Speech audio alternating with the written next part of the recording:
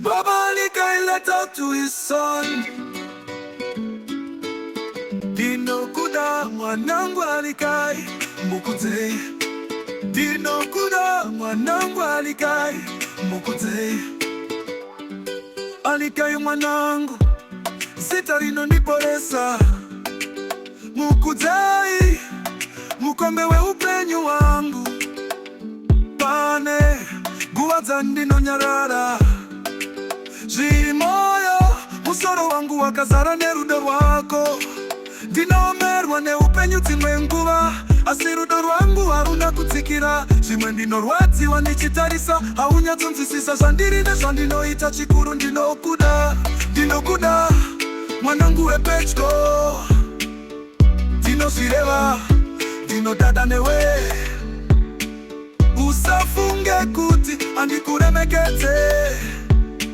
zvinhu zveupenyu ndizvo zvinondiremedza mukudze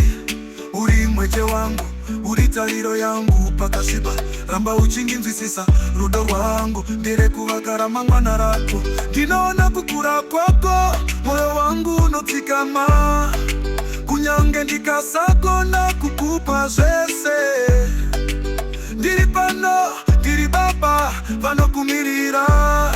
kuziva kuti uri kuita zvishuwo zvemoyo wako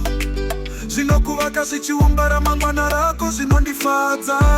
handisi perfecte ndine zvandinotadza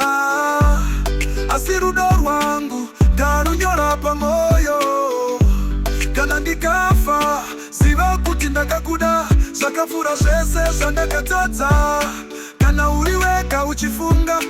ziva une munhu anokufunga ndinonyengetera zuva nezuva kuti usakumbuke nemamiriro eupenyu ndinokuda alikai wangu mukudze mwana wekutanga ramba wakachena moyo ramba wakarurama rudo wangu harukumi